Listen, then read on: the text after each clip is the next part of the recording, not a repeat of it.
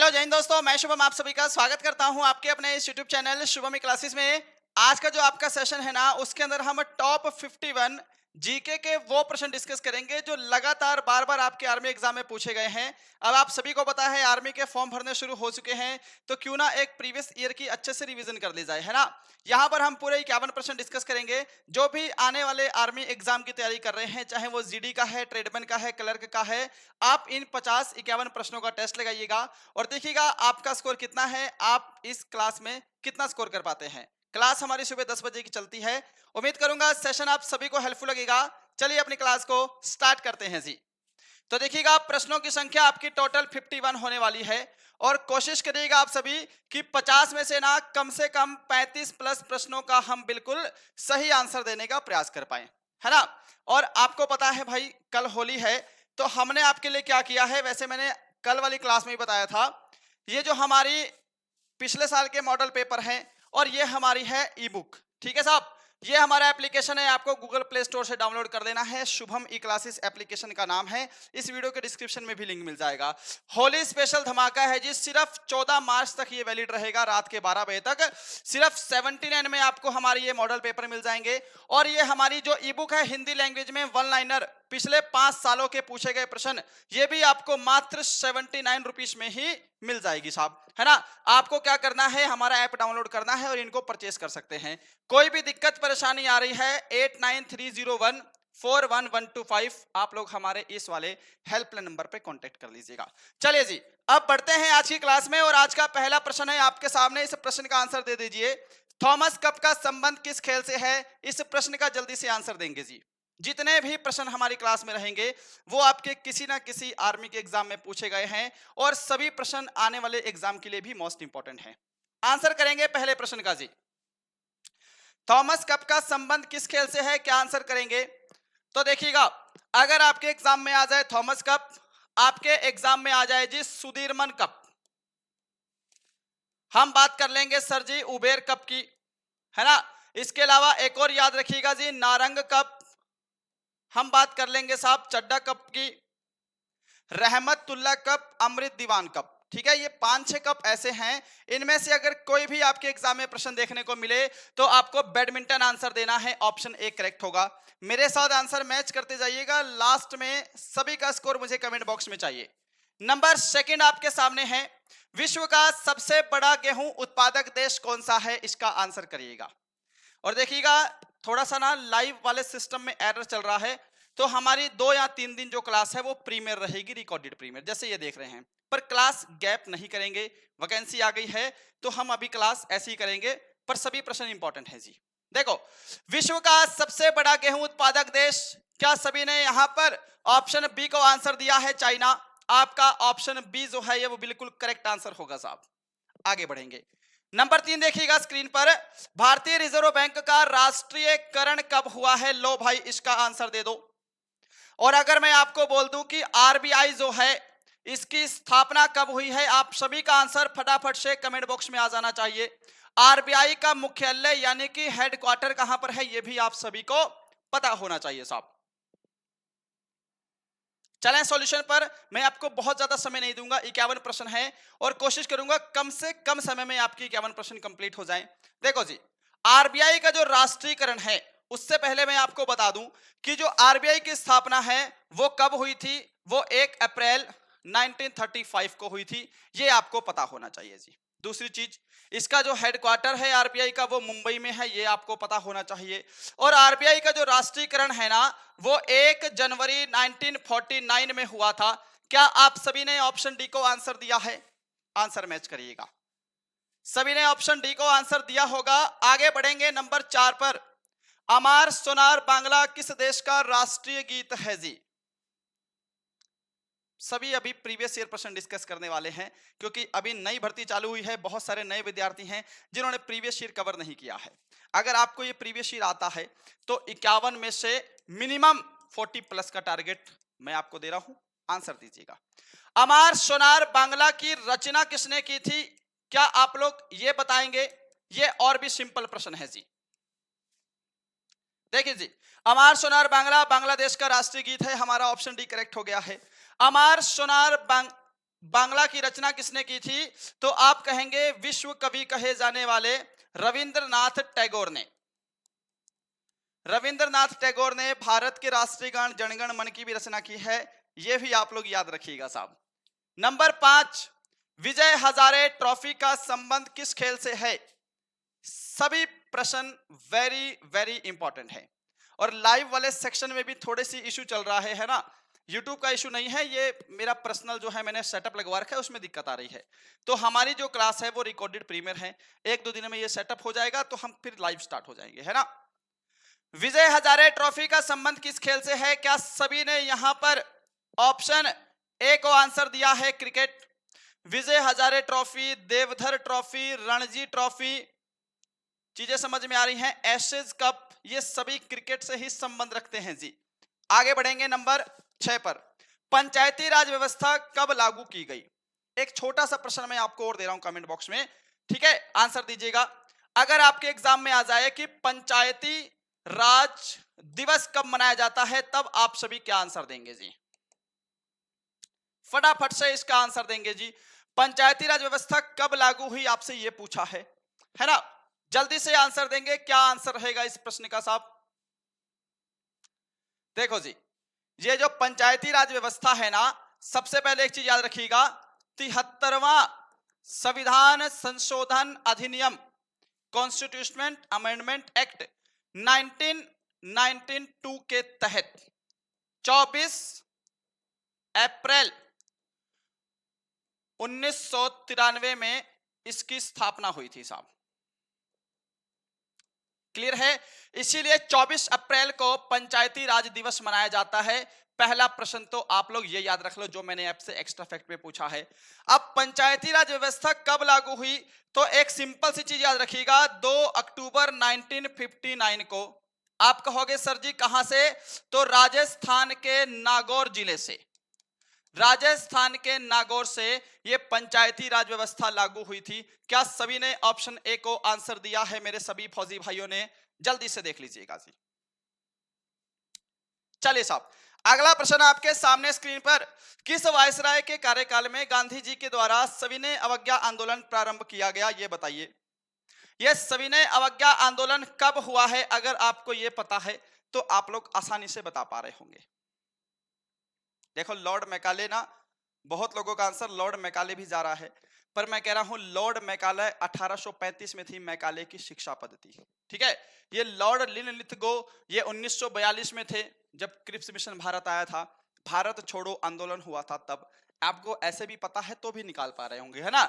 ये Lord Curzon 1905 में बंगाल विभाजन के समय में वायसराय थे साहब, और 1930 में आपका सविनय अवज्ञा आंदोलन हुआ है, उस समय लॉर्ड इरविन जो है वो वायसराय थे। हमारा ऑप्शन सी करेक्ट है, सभी ने ऑप्शन सी को दिया है। चलिए जी, नंबर 8 है, प्रथम गोलमेज सम्मेलन कहां हुआ था, ये जल्दी से एक बार बताएंगे सभी। प्रश्न इसमें कई तरीके से आते हैं, कुल कितने गोलमेज सम्मेलन हुए हैं, पहला कब हुआ है, दूसरा कब हुआ है, तीसरा कब हुआ है, किसने तीनों गोलमेज सम्मेलन में भाग लिया था, किसने केवल दूसरे गोलमेज सम्मेलन में भाग लिया था, ये प्रश्न बनते हैं। तीनों गोलमेज सम्मेलन की अध्यक्षता किसने की थी, ये सभी टाइप के प्रश्न आपके गोलमेज सम्मेलन से बनते हैं। देखो साहब, टोटल ना 3 गोलमेज सम्मेलन हुए हैं साहब। टोटल कितने गोलमेज सम्मेलन हुए हैं? आप कहोगे सर जी 3 हुए हैं। पहला हुआ था 1930 में, दूसरा 1931 में, और तीसरा जो हुआ था वो हुआ था 1932 में। अब जो दूसरा गोलमेज सम्मेलन है इसमें गांधी जी ने भाग लिया था जी। अगर पूछेगा गांधी जी ने किस गोलमेज सम्मेलन में भाग लिया था, तो दूसरे गोलमेज सम्मेलन में भाग लिया था। अगर बोलेगा तीनों गोलमेज सम्मेलन में भारत की तरफ से किसने भाग लिया था, तो आप कहेंगे कि तीनों गोलमेज सम्मेलन में BR अंबेडकर जी ने भाग लिया था। यह भी आपका पता होना चाहिए। चीजें क्लियर हैं जी। तीनों गोलमेज सम्मेलन के अध्यक्ष कौन थे? हाँ जी, तो आप कहेंगे गुरुजी रैमजे मैकडोनाल्ड। कौन थे? Ramsay MacDonald. अगर आप सभी बिल्कुल नए हैं ना, तो इन प्रश्नों का स्क्रीनशॉट ले लेना, मैं जितने भी एक्स्ट्रा फैक्ट बता रहा हूं, और ये आपकी नोटबुक में होने चाहिए, सभी की सभी वेरी वेरी इंपॉर्टेंट है साहब, है ना। और तीनों गोलमेज सम्मेलन जो है वो लंदन में हुए थे, ये याद रखिएगा। तो आपसे पहला पूछ ले, दूसरा पूछ ले, तीसरा पूछ ले, तीनों लंदन में हुए थे जी। चीजें क्लियर हैं? चलिए साहब, क्वेश्चन नंबर 9 है आपके सामने स्क्रीन पर। फलों उद्यानों का स्वर्ग किस शहर को कहा जाता है? जल्दी से बताएंगे जी। ये तो है फलोद्यानों का स्वर्ग। अगर मैं आपसे एक प्रश्न पूछ लूं सिंपल सा कि भाई फलों की डलिया किसे कहते हैं? फलों की डलिया, फलों की डलिया जो है ये किसे कहा जाता है? आप लोग अब क्या आंसर देंगे इस प्रश्न का? फलोद्यानों का स्वर्ग हम बात कर रहे हैं सिक्किम की। ऑप्शन आपका बी करेक्ट हो गया जी, कोई दिक्कत परेशानी तो नहीं है। अगर आपसे फलों की डलिया पूछ लेगा तो सभी को हिमाचल प्रदेश याद रखना है साहब। नंबर 10, इनमें से किसे भारत का शेक्सपियर कहा जाता है? किसे शेक्सपियर ऑफ इंडिया कहते हैं? कितना सिंपल है। अभी क्योंकि प्रीवियस ईयर ही हम कवर कर रहे हैं तो आपको आसान लग रहा होगा, जो बिल्कुल नए बच्चे हैं उनके लिए तो आसान बिल्कुल नहीं है ना। क्लास की जो टाइमिंग है वो डेली सुबह है 10 बजे की है, सुबह 10 बजे सभी को जुड़े रहना है साहब। क्लियर है जी। किसे भारत का शेक्सपियर कहते हैं? तो भारत का शेक्सपियर कालिदास जी को कहा जाता है। हमारा ऑप्शन ए करेक्ट है जी। नंबर 11 देखिए, लोगरिथम का आविष्कार किसने किया है? ये वाला प्रश्न आपके आर्मी एग्जाम 2021 में जीडी के एग्जाम में आया था। उस समय अग्निवीर नहीं हुआ करता था। 2020 से तो आर्मी का पढ़ाना हमने भी शुरू किया है। ये आर्मी जीडी 2021 में आया था। लोगरिथम का आविष्कार किसने किया है जी? बताइए। Who invented logarithm? ये थॉमस एल्वा एडिशन, आप कहोगे सर जी विद्युत बल्ब का आविष्कार किया था, सभी को पता है। एडवर्ड जेनर ने चेचक के टीके की खोज की थी साहब। चेचक के टीके की खोज किसने की है? आविष्कार किसने किया था? एडवर्ड जेनर ने, है ना। और जॉन नेपियर की अगर मैं बात कर रहा हूं, लोगरिथम का आविष्कार किसने किया है? आप कहोगे सर जी जॉन नेपियर ने किया है ना। नंबर 12, महात्मा गांधी जलप्रपात किस नदी पर स्थित है? बताइए साहब। महात्मा गांधी जलप्रपात किस नदी पर है जी? देखो जी, महात्मा गांधी जलप्रपात की बात करें तो ये कर्नाटक में लोकेटेड है। सबसे पहला प्रश्न आपका यही क्लियर हो जाना चाहिए जी। किस नदी पर है? तो शरावती नदी पर है। क्या सभी ने यहां पर ऑप्शन डी को आंसर दिया है? बस आंसर मैच करते जाइएगा। मुझे आपसे लास्ट में सभी का स्कोर कमेंट बॉक्स में चाहिए। लघु संविधान डैश संशोधन को कहा जाता है? शायद ये मैंने पहले भी प्रश्न आपको कराया है ना। एक चीज याद रखिएगा भाई, अभी 2-3 दिन क्लास हमारी प्रीमियर रहेगी। लाइव में थोड़ी सी दिक्कत आ रही है, पर क्लासेस गैप नहीं करेंगे। ये प्रीमियर क्लास आपकी रहेगी 2-3 दिन। प्रीमियर आनंद उठाइए। प्रश्न वही है जो लाइव में कराएंगे, बस प्रीमियर है, ठीक है ना। और मुझे ना लास्ट में आप सभी का स्कोर कमेंट बॉक्स में भी चाहिए। लाइक शेयर कर दीजिएगा। देखो जी, लघु संविधान किसे कहा जाता है? आप कहोगे सर जी 42वां संविधान संशोधन, जो कि 1976 में हुआ था। इसके अंदर ना 3 शब्द भी जोड़े गए थे इस संशोधन में। कौन कौन से? समाजवादी, ये याद रखिएगा, एग्जाम में प्रश्न बनते हैं। समाजवादी, आप कहोगे गुरुजी एक शब्द था धर्मनिरपेक्षता, और एक और शब्द था जिसका नाम है जी अखंडता। ये 3 शब्द जो हैं वो 42वें संविधान संशोधन के तहत जोड़े गए थे, है ना। इसमें मौलिक कर्तव्यों को भी जोड़ा गया था इस संशोधन के तहत, ठीक है। इसीलिए इसको लघु संविधान कहा जाता है। पंडित रामनारायण का संबंध किस वाद्य यंत्र से है? जल्दी से बता दो मेरे भाई। पंडित रामनारायण, अब तो आजकल ये प्रश्न आने लगे हैं, ज्यादा आ रहे हैं, वाद्य यंत्र और उनके वादक, ठीक है। एसएससी जीडी का एग्जाम होता तो मैं आपको घराने भी बताता इनके। देखो साहब, पंडित रामनारायण की मैंने बात की है। आप लोग एक नाम याद रखिएगा जी, शकूर खान, है ना। आप लोग याद रखिएगा जी शबीर खान। शकूर खान, शबीर खान, अब्दुल करीम खान, अब्दुल करीम खान। सबसे मोस्ट इंपॉर्टेंट नाम आता है गोपाल मिश्र। क्या नाम है साहब? आप कहेंगे जी गोपाल मिश्र।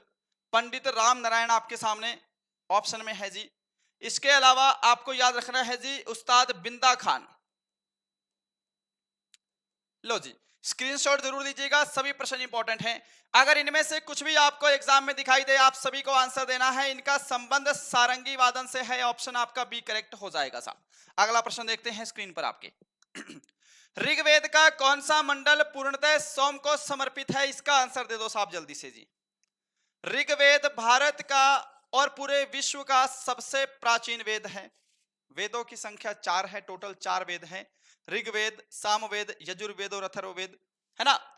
अब इसमें बोला है कि ऋग्वेद का कौन सा मंडल है जो सोम को समर्पित है। आर्मी ट्रेड्समैन में पूछा गया प्रश्न है।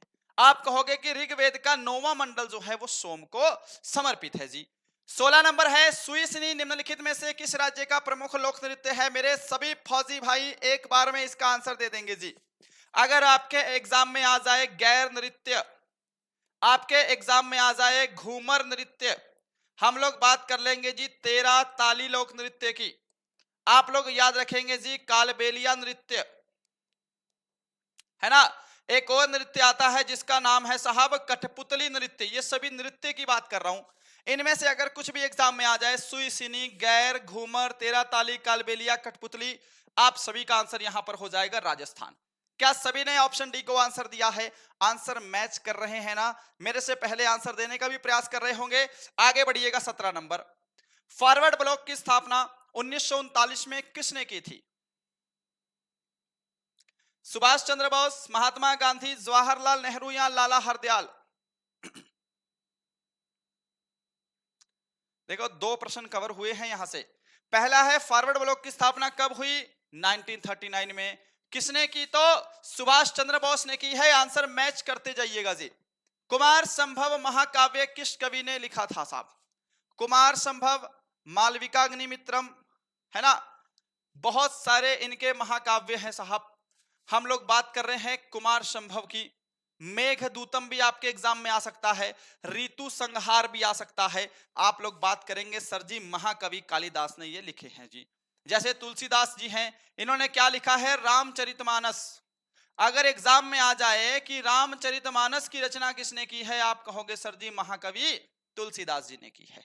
चीजें क्लियर है जी। जैसे सूरदास ने सूर सागर की रचना की है। ये सभी प्राचीन प्राकृतिक पुस्तकें हैं जो एग्जाम में रिपीट होती हैं। नागरिकता संविधान के किस भाग में वर्णित है जी? पॉलिटी से प्रश्न है।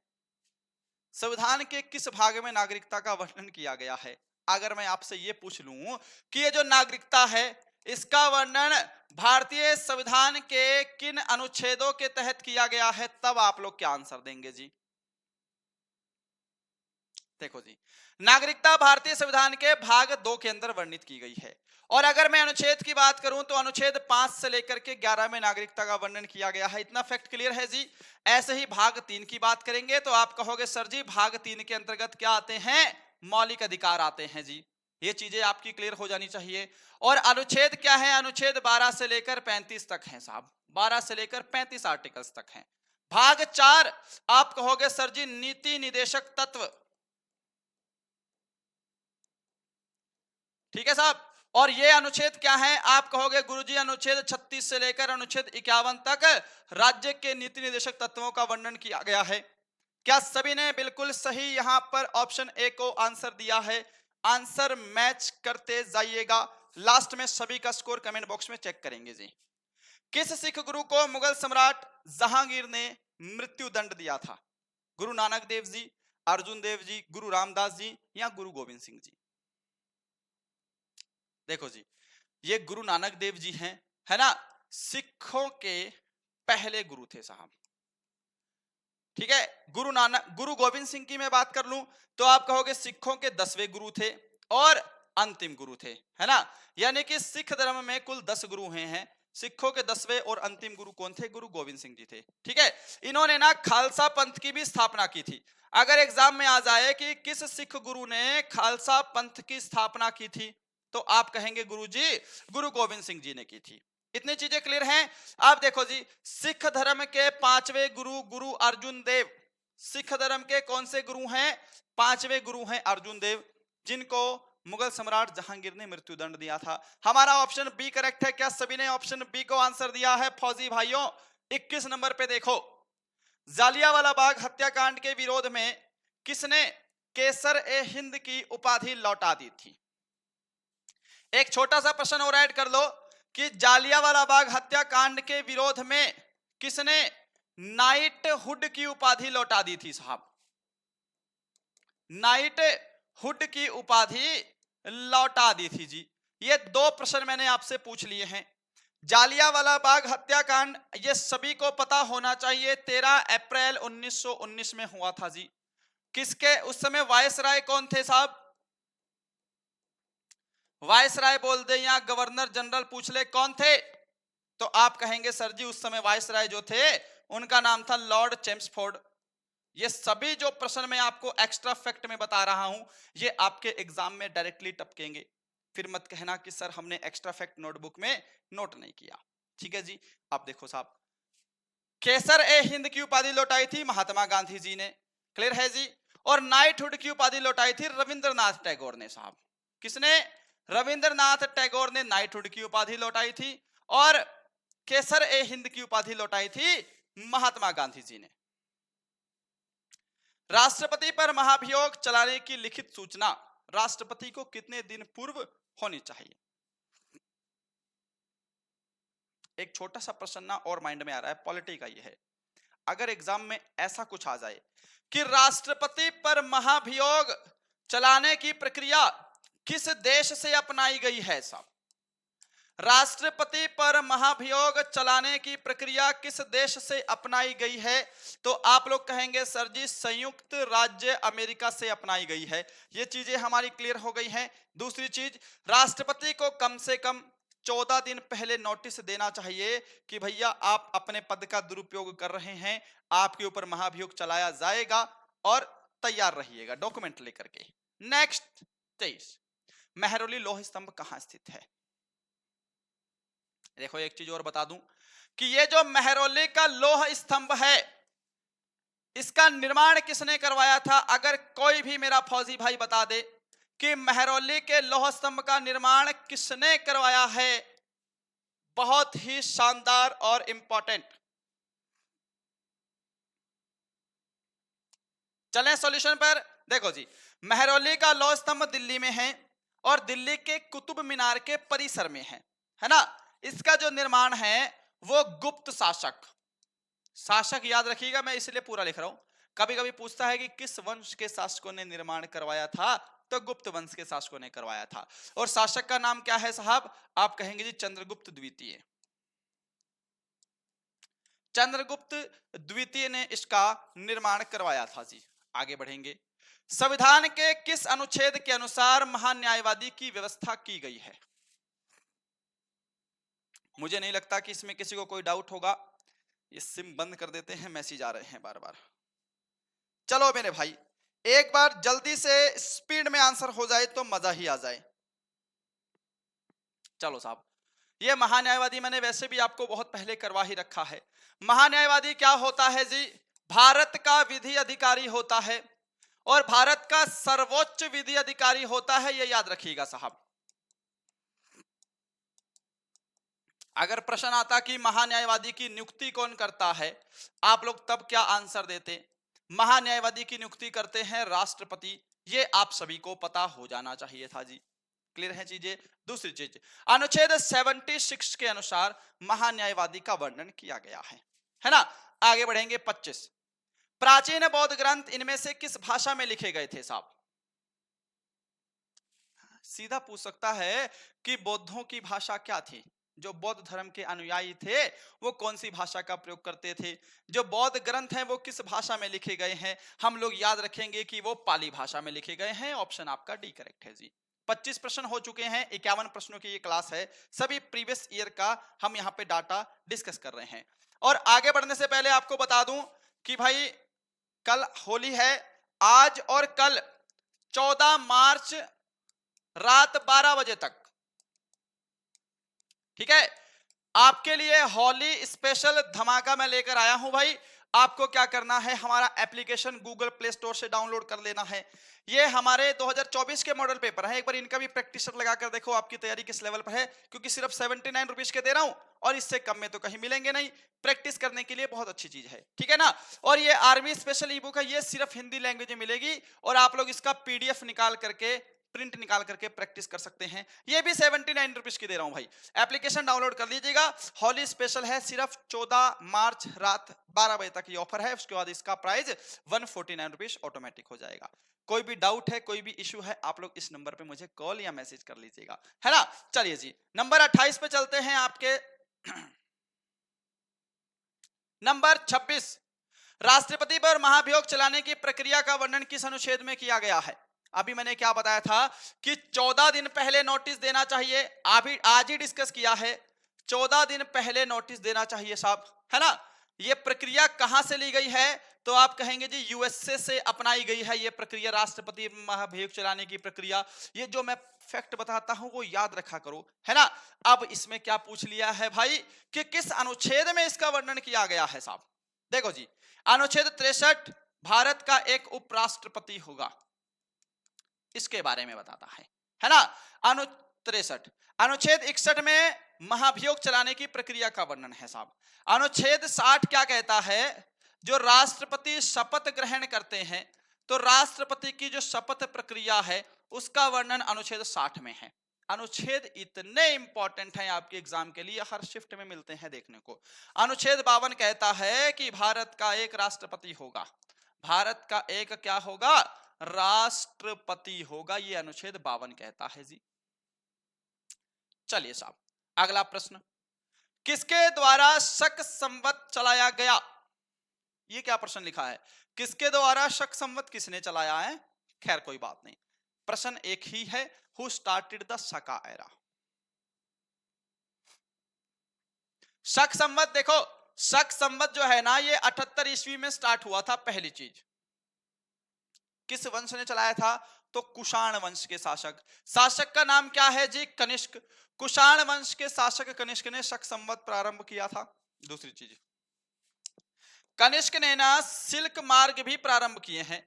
अगर एग्जाम में आ जाए कि सिल्क मार्ग की शुरुआत किसने की थी, तो कनिष्क ने की थी। कनिष्क किस धर्म का अनुयायी था, तो याद रखिएगा कनिष्क जो है एक बौद्ध धर्म का अनुयायी था। ये सभी जो प्रश्न मैं लिख रहा हूं ना, ये अपने आप में प्रश्न है, आपके एग्जाम में रिपीट होंगे। 28, मौर्य राजवंश का अंतिम शासक कौन है जी। मौर्य राजवंश का संस्थापक तो चंद्रगुप्त मौर्य है ना। राजधानी पाटलिपुत्र हो जाएगी। अंतिम शासक कौन था साहब, एक छोटा सा प्रश्न है जी। ये मैंने लिख लिया जी मौर्य वंश। प्रश्न अगर आ जाए कि मौर्य वंश से पहले किस वंश का शासक था, तो आप कहेंगे मौर्य वंश से पहले नंद वंश का शासक था। नंद वंश का अंतिम शासक घनानंद, जिसको हराकर चंद्रगुप्त मौर्य ने मौर्य वंश की स्थापना की थी। और अगर बोलते कि मौर्य वंश के बाद कौन सा वंश था, तो आप कहेंगे जी शुंग वंश था। ये चीजें मैं ऐसे ही नहीं बता रहा हूं, क्योंकि ये एग्जाम में आ चुकी हैं, आर्मी में ना आकर के एसएससी के एग्जाम में आ चुकी हैं। तो छोटा सा जब हम प्रश्न डिस्कस कर रहे हैं तो क्यों ना इसको भी डिस्कस कर लिया जाए। क्लियर है साहब। मौर्य वंश का अंतिम शासक बृहद्रथ था, याद रखिएगा। आगे प्रश्न, फीफा के अनुसार गोल्ड कोस्ट की ऊंचाई कितनी होनी चाहिए। और ये गोल्ड कोस्ट नहीं है, गोल कोस्ट की ऊंचाई, जो गोल का नेट लगा होता है उसकी ऊंचाई कितनी होनी चाहिए, बताइए साहब। फीफा के अनुसार गोल कोस्ट की ऊंचाई कितनी होनी चाहिए। अगर मीटर की बात करेगा तो आप कहेंगे जी 2.44 मीटर, याद रखिएगा, रिपीटेड प्रश्न है। फीट की बात करेगा तो 8 फीट होती है। क्लियर है चीजें, आगे बढ़िए। ये क्या हो गया, एक प्रश्न मिस हो गया क्या, एक मिनट। 31, 29, नंबर 30 क्वेश्चन एक मिसिंग है ना। हाँ, माफी चाहूंगा इसके लिए, एक मिसिंग है, एक क्वेश्चन फालतू कर लेंगे। पाक जल संधि किन दो देशों के मध्य स्थित है, ये बताइए साहब। भारत और पाकिस्तान, भारत और श्रीलंका, भारत और बांग्लादेश, भारत और नेपाल। पाक जल संधि किन दो देशों के बीच में है। आप सभी ने अगर यहां पर भारत और श्रीलंका आंसर दिया है, आपका करेक्ट है। कुछ लोग पाक समझ करके भारत और चिरकुट पाकिस्तान आंसर दे रहे हैं, तो वो नहीं है, भारत और श्रीलंका के बीच में है। Number 32, Satish Dhawan space centre कहां स्थित है। अच्छा प्रश्न है, इंपॉर्टेंट है, आंसर सभी का सही आना चाहिए जी। सतीश धवन स्पेस सेंटर कहां है, याद रखिएगा, एग्जाम में ना ये जगह भी आती है। सतीश धवन स्पेस सेंटर श्रीहरिकोटा में है साहब। श्रीहरिकोटा कहां पर है? तो आप कहेंगे जी आंध्र प्रदेश में है। आंध्र प्रदेश के श्रीहरिकोटा में Satish Dhawan space centre located है। अगला प्रश्न 33, वर्तमान भारत के उपराष्ट्रपति कौन है? और मुझे नहीं लगता कि इस प्रश्न का भी आप लोग गलत आंसर देंगे। एक प्रश्न होमवर्क का ले लो। भारत के राष्ट्रपति जो हैं, प्रश्न ये नहीं है कि भारत के राष्ट्रपति कौन है, भारत के राष्ट्रपति किस क्रमांक के हैं? भारत के जो राष्ट्रपति है वो कौन से नंबर के राष्ट्रपति हैं? ये कमेंट बॉक्स में आंसर देना। जिसका भी आंसर सही आएगा सबसे पहला लाइक दूंगा उस भाई को। सही आंसर आना चाहिए। भारत के वर्तमान में उपराष्ट्रपति कौन है? जगदीप धनखड़ जी हैं। ये तो बिल्कुल क्लियर है साहब। अगला प्रश्न देखेंगे जी, भूपटल में सबसे अधिक पाई जाने वाली धातु कौन सी है? ये बता दो साहब। भूपर्पटी में सर्वाधिक मात्रा में पाई जाने वाली धातु का नाम क्या है? चलें, अगर आप सभी ऑप्शन डी को आंसर दे रहे हैं, एल्यूमिनियम बिल्कुल करेक्ट आंसर है। सर्वाधिक मात्रा में पाई जाने वाली धातु एल्यूमिनियम है, परंतु ये महंगी फिर क्यों है लोहे से भी? क्योंकि इसके प्रोसेस में खर्चा ज्यादा आता है भाई। विद्युत अपघटन के थ्रू इसको प्योर किया जाता है। अब ये देखो प्रश्न सबसे मोस्ट इंपॉर्टेंट, भारत में पहला परमाणु परीक्षण पोखरण में कब किया गया? दो प्रश्न बनते हैं। भारत में पहला परमाणु परीक्षण कहां हुआ? पोखरण में हुआ। मूवी भी बनी हुई है ना इसके ऊपर, परमाणु, इसकी है, क्या नाम है उसका, जॉन अब्राहम की है ना। भारत में पहला परमाणु परीक्षण पोखरण में कब किया गया? और इस परमाणु परीक्षण का जो नाम था वो क्या था साहब? ये दो ही प्रश्न मुझे इंपॉर्टेंट लगते हैं इसमें बस, है ना। आप लोग चीज याद रखना जी, डेट याद रखना, 18 मई 1974 को पोखरण में पहला परमाणु परीक्षण किया गया। और इस जो ऑपरेशन का नाम था वो ऑपरेशन का नाम था जी स्माइलिंग बुद्धा। ऑपरेशन का नाम क्या था? स्माइलिंग बुद्धा था। ये आप लोग याद रखेंगे। नंबर 36 है, मोहम्मद अली जिन्ना को हिंदू मुस्लिम एकता का दूत किसने कहा था? ये बताइए। मैं ज्यादा समय नहीं दे सकता क्योंकि क्लास ये लाइव नहीं है। 2 या 3 दिन हमारी लाइव नहीं चलेगी, प्रीमियर चलेगी, पर प्रश्न वही है जो लाइव में कराऊंगा। क्लास गैप नहीं करेंगे, इंपॉर्टेंट है, आंसर देते रहिए साहब। मोहम्मद अली जिन्ना को हिंदू मुस्लिम एकता का दूत किसने कहा था? आप कहेंगे गुरुजी सरोजनी नायडू ने कहा था। ऑप्शन ए करेक्ट है। आगे बढ़ेंगे। लॉर्ड हॉर्डिंग द्वारा बंगाल विभाजन कब रद्द किया गया? देखो साहब, 2-3 चीजें याद रखिएगा। 1905 में लॉर्ड कर्जन के समय में बंगाल विभाजन हुआ था। बंगाल विभाजन हुआ था जी, ये क्लियर है? बोलोगे हाँ जी सर। और बंगाल विभाजन रद्द हुआ था 1911 में। किसके समय में? लॉर्ड हॉर्डिंग द्वितीय के समय में। ये भी याद रखिएगा। क्लियर है? चलो जी, अगला प्रश्न स्क्रीन पर, गोवा मुक्ति दिवस कब मनाया जाता है? ये एक बार बता दो सभी। क्या हो रहा है? गोवा मुक्ति दिवस, देखो भारत 1947 में आजाद हो गया था, पर गोवा आजाद नहीं हुआ था, है ना। गोवा जो है इस पे पुर्तगालियों का कब्जा था। और गोवा जो है ना, ये 19 दिसंबर 1961 को पुर्तगालियों से आजाद हुआ था। किससे? पुर्तगालियों से आजाद हुआ था। कभी कभी एग्जाम में प्रश्न आता है कि गोवा पर किसका अधिकार था? तो पुर्तगालियों का अधिकार था। 19 दिसंबर 1961 को पुर्तगालियों से आजाद कराया गया, इसीलिए 19 दिसंबर को गोवा मुक्ति दिवस मनाया जाता है। चीजें क्लियर? आगे बढ़िए। नंबर 39, मैग्नीशियम का रासायनिक प्रतीक क्या है? अब ये प्रश्न देख लो। टॉपिक का नाम है आवर्त सारणी। ईमानदारी से 2023-2024 वाले बच्चे भी इस क्लास को देख रहे होंगे। आवर्त सारणी से प्रश्न बन रहे थे एग्जाम में, है कि नहीं बात? आवर्त सारणी मोस्ट इंपॉर्टेंट है, प्रश्न बन रहे थे एग्जाम में। त्रिक का नियम किसने दिया? अष्टक का नियम किसने दिया? पिछले 2 सालों में ये प्रश्न आए हैं साहब। परमाणु क्रमांक पूछे गए हैं, ये भी प्रश्न आए हैं साहब, है ना।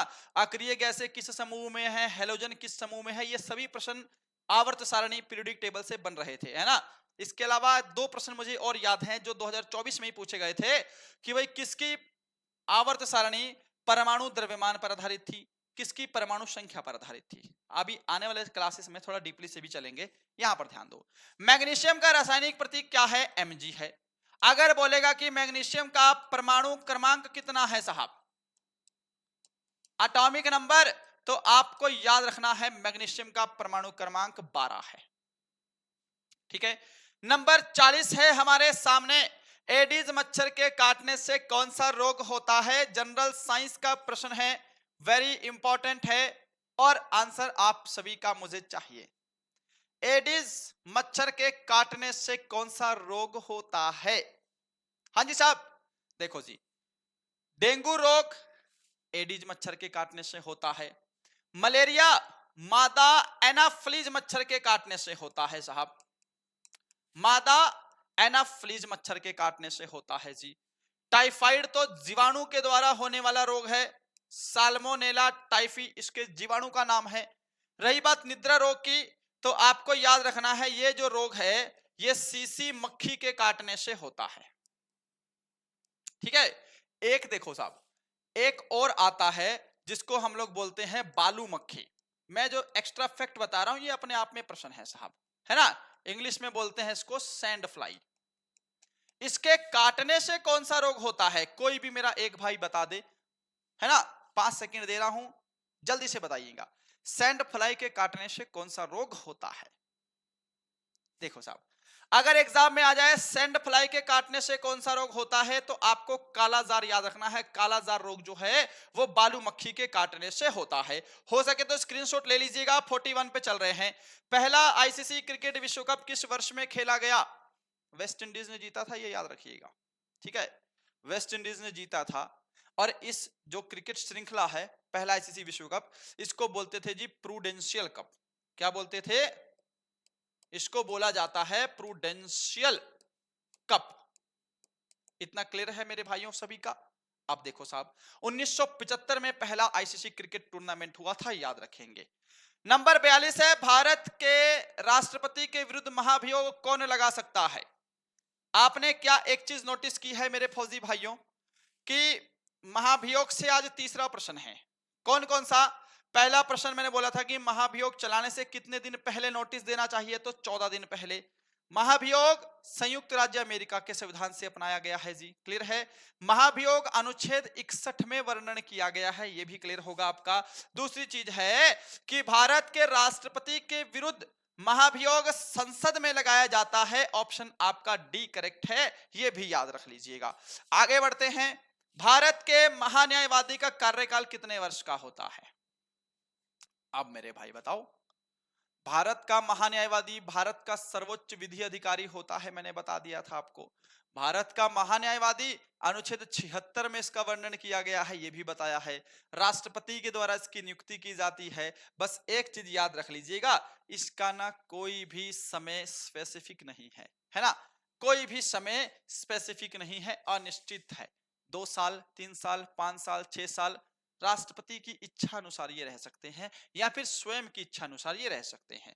44 ज्ञानपीठ पुरस्कार प्राप्त करने वाली पहली महिला कौन थी? अगर मैं पूछ लूं कि ज्ञानपीठ पुरस्कार प्राप्त करने वाले पहले पुरुष का नाम क्या है जी? पहले पुरुष कौन थे? बता पा रहे होंगे आप लोग इस चीज को आसानी से कि नहीं? देखो साहब, ज्ञानपीठ पुरस्कार पाने वाले पहले जो पुरुष थे उनका नाम था जी शंकर कुरूप। कौन थे वो? तो आप कहेंगे जी शंकर कुरूप थे साहब, है ना। इनको 1965 में सबसे पहले ज्ञानपीठ पुरस्कार मिला था, ये आप सभी को पता होना चाहिए। ज्ञानपीठ पुरस्कार प्राप्त करने वाली पहली महिला थी आशा पूर्णा देवी, ये पता होना चाहिए। ठीक है साहब। हिंदी भाषा के लिए किसको मिला था ज्ञानपीठ पुरस्कार? हाँ जी, महादेवी वर्मा को मिला था, ये आप लोग याद रखिएगा जी। चलिए साहब, इनमें से किस खेल से अंजू बीबी जॉर्ज संबंधित है जी?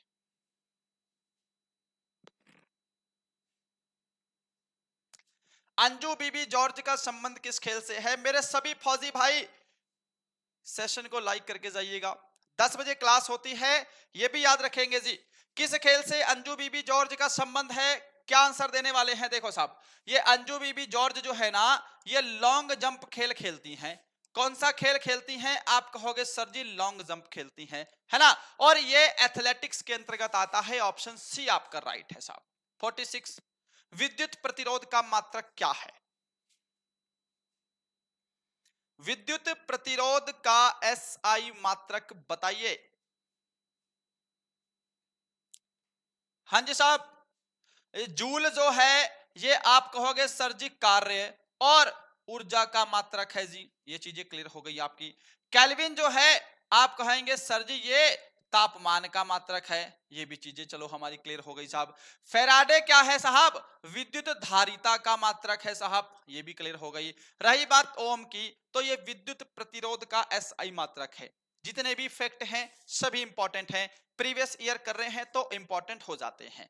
इमली में कौन सा अम्ल पाया जाता है? Which acid is found in tamarind? Wow, क्या नाम है इमली का। Citric acid. देखो साहब, सिट्रिक एसिड जो है ना खट्टे फलों जैसे नींबू, संतरा, इनमें पाया जाता है। ऑक्सैलिक अम्ल आप लोग टमाटर याद रखिएगा, टमाटर, ब्रोकली, इनमें ऑक्सैलिक अम्ल होता है साहब, है ना। टार्ट्रिक अम्ल आपका इमली में पाया जाता है, केला में पाया जाता है। ऑप्शन सी करेक्ट हो जाएगा हमारा। एसिटिक अम्ल तो सिरका है। ये तो मुझे लगता है कि किसी को भी इसमें डाउट नहीं होना चाहिए। 48 है, सिरके का पीएच मान कितना है? लो भाई, सिरके से प्रश्न पिछला था, ये सिरका आ गया। विभिन्न जो पदार्थ हैं इनके पीएच मान तो पता होने चाहिए दोस्त, है ना।